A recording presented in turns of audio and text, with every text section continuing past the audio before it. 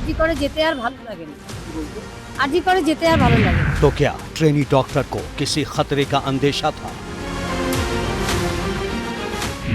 Doctor बिटिया RG Kar medical college क्यों नहीं जाना चाहती थी? रेप और मर्डर की घटना के 10वें दिन पीड़ित परिजनों की ओर से किया गया खुलासा चौंकाने वाला है और पश्चिम बंगाल का पूरा सिस्टम सवालों में है। फिर चाहे वो शासन प्रशासन पुलिस हो या फिर आरजीकर मेडिकल कॉलेज का स्टाफ। जो डिपार्टमेंट पूरा इसलिए इन्वॉल्व है इसमें श्मशान घाट के बारे में, उधर 3 बॉडी पड़ा हुआ था, लेकिन उसका पहले ही हमारा लड़की का बॉडी जला दिया गया।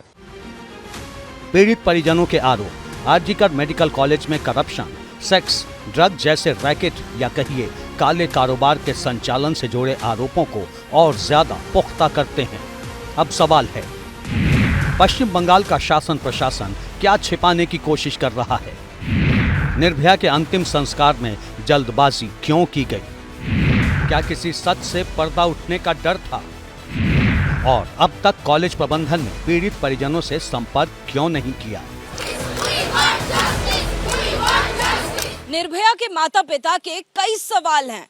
वो चाहते हैं कि उनकी बेटी को जल्द से जल्द इंसाफ मिले, केस का सच सामने आए, लेकिन इंसाफ में देरी से पीड़ित परिजनों का सब्र जवाब देने लगा है। निर्भया केस के 10 दिन हो चुके हैं, लेकिन अब तक सिर्फ एक आरोपी संजय रॉय की गिरफ्तारी हुई है। रेप मर्डर केस सामने आने के तुरंत बाद जिस तरह सेमिनार हॉल के पास कंस्ट्रक्शन का काम शुरू हुआ, वो संदेह पैदा करने वाला है।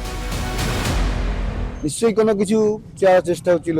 আমার মেয়েকে এখন তো মনে হচ্ছে ওখানে যে মার্ডার করেছে এর কোনো মানে। पीड़ित परिजनों को सिर्फ सेमिनार हॉल में तोड़फोड़ को लेकर ही संदेह नहीं है, बल्कि उन्हें शक है कि वारदात को किसी और जगह अंजाम दिया गया और फिर सबूत मिटाने के लिए शव को सेमिनार हॉल में रखा गया।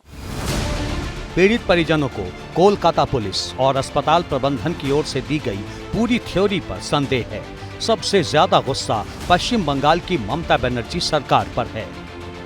আমরা সাথে সাথেই পৌঁছেছি, গাড়ি নিয়ে যতটা টাইম লাগে। ममता बनर्जी ने कहा था कि अपराधी को जल्द से जल्द गिरफ्तार किया जाएगा, लेकिन अभी तक कुछ नहीं हुआ है। एक व्यक्ति को गिरफ्तार किया गया है। मुझे यकीन है कि इस घटना में और भी लोग शामिल हैं। मुझे लगता है कि इस घटना के लिए पूरा विभाग जिम्मेदार है। पुलिस ने बिल्कुल भी अच्छा काम नहीं किया। मुझे लगता है कि मुख्यमंत्री प्रदर्शन को रोकने की कोशिश कर रही हैं।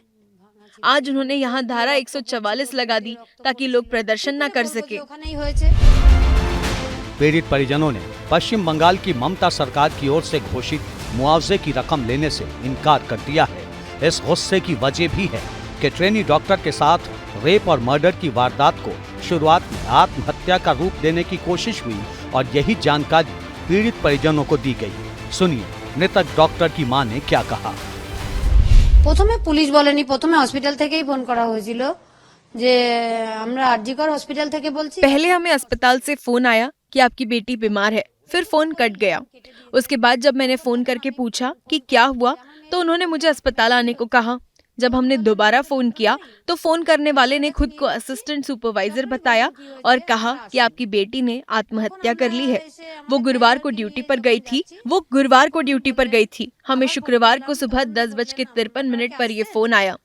जब हम वहाँ पहुँचे तो हमें उसे देखने नहीं दिया गया। हमें उसे 3 बजे देखने दिया गया। उसकी पैंट खुली हुई थी। उसके शरीर पर केवल एक कपड़ा था। उसका हाथ टूटा हुआ था। उसकी आंखों और मुंह से खून निकल रहा था। उसे देखकर ही लग रहा था कि किसी ने उसकी हत्या की है। मैंने उनसे कहा कि ये आत्महत्या नहीं, हत्या है। हमने अपनी बेटी को डॉक्टर बनाने के लिए बहुत मेहनत की, लेकिन उसकी हत्या कर दी गई। তখন ফোন আসে প্রথম। कोलकाता के पुलिस कमिश्नर विनीत गोयल, जिन्हें ममता बनर्जी सरकार का करीबी बताया जाता है, शुरुआत से ही उनकी भूमिका पर सवाल उठते रहे हैं। हालांकि इस बारे में जब टीएमसी सांसद सुखेंदु शेखर रॉय ने सोशल मीडिया पर टिप्पणी की तो कोलकाता पुलिस ने जवाब तलब कर लिया। अब पीड़ित परिजनों ने विनीत गोयल पर सवाल उठाए हैं। না আমি বলেছি আমার মেয়ের এই অবস্থা দেখে কেউ বলবে না সুইসাইড করেছে। पुलिस कमिश्नर ने हमारे साथ बिल्कुल भी सहयोग नहीं किया। उन्होंने बस जल्द से जल्द मामले को दबाने की कोशिश की। उनकी कोशिश थी कि जल्द से जल्द पोस्टमार्टम करवाकर शव को हटाया जाए।